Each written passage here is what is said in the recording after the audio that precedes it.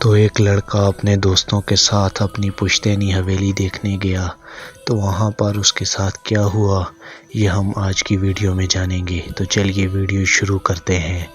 شہر میں بڑا ہوا ایک لڑکا اپنی پشتینی حویلی دیکھنے کے لیے اپنے گاؤں کی اور جاتا ہے، اور اس کے ساتھ کچھ دوست بھی اس کے ساتھ چلنے کا ارادہ کرتے ہیں۔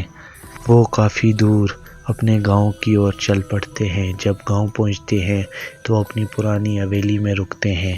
ابھی کچھ دن ہی ان کو رکے ہوئے تھے کہ ان کو بہت سارے رومرز سنائی دینے لگتے ہیں کہ وہاں پر کوئی چڑیل یا ڈائن وغیرہ رہتی ہے، اور شہر سے آئے ہوئے لڑکوں کو اس چیز کا کیا پتہ۔ وہ اس کو مذاق میں ٹال دیتے ہیں اور کہتے ہیں کہ ہم وہاں پر ضرور جائیں گے۔ گاؤں والوں کے لاکھ سمجھانے پر بھی وہ نہیں مانتے اور اس گاؤں کی اور چل پڑتے ہیں۔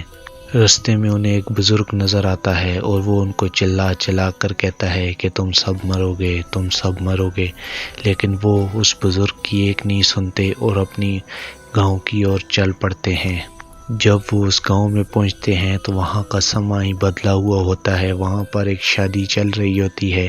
یہ سب بھی اس شادی میں شریک ہو جاتے ہیں، اور ان میں سے ایک لڑکا شادی کی ویڈیوز بنانے لگتا ہے، اور اتنے میں ہی وہاں پر کھانا لگ جاتا ہے۔ سب دوست کھانا کھانے لگتے ہیں، پر ویڈیو بنانے والا لڑکا اپنی ویڈیو کنٹینیو رکھتا ہے اور کھانے کو منع کر دیتا ہے۔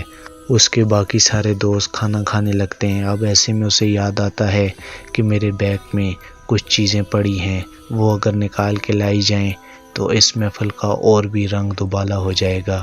وہ چیزیں نکالنے کے لیے جاتا ہے اس کمرے میں پہنچ کر جہاں پر اس نے اپنا بیگ رکھا ہوا ہے۔ جب وہ کمرے کے اندر داخل ہوتا ہے تو وہاں پر عجیب سی بدبو آنے لگتی ہے۔ وہ اپنا سامان نکالتا ہے اور کچھ دیر وہیں پر بیٹھ جاتا ہے کیونکہ اس کو تھکاوٹ ہو چکی تھی۔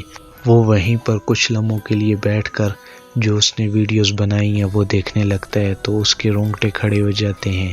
جب وہ ویڈیوز دیکھتا ہے تو اس کو یہ پتہ چلتا ہے کہ وہاں پر کوئی بھی انسان زندہ نہیں تھا، اور اس کے دوست جو کھانا کھا رہے تھے وہ دراصل انسان کا گوشت اور کیڑے مکوڑے تھے۔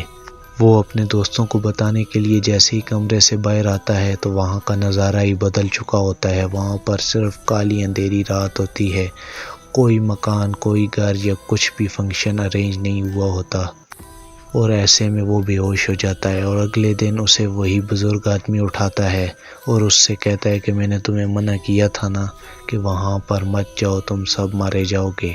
شکر کرو تم نے وہ کھانا نہیں کھایا، نہیں تو تم بھی ان سب کے ساتھ مل جاتے۔ اسی ہارر سسپینس کے ساتھ یہ سٹوری یہیں پر ختم ہوتی ہے۔ اگر یہ سٹوری آپ کو ذرا سا بھی اچھی لگی تو چینل کو لائک اینڈ سبسکرائب لازمی کریں۔ اگر آپ کو لگتا ہے کہ اس میں کچھ کمی ہے تو آپ ہمیں کمنٹ باکس میں لازمی بتائیں، ہم اس کو بہتر کرنے کی کوشش کریں گے۔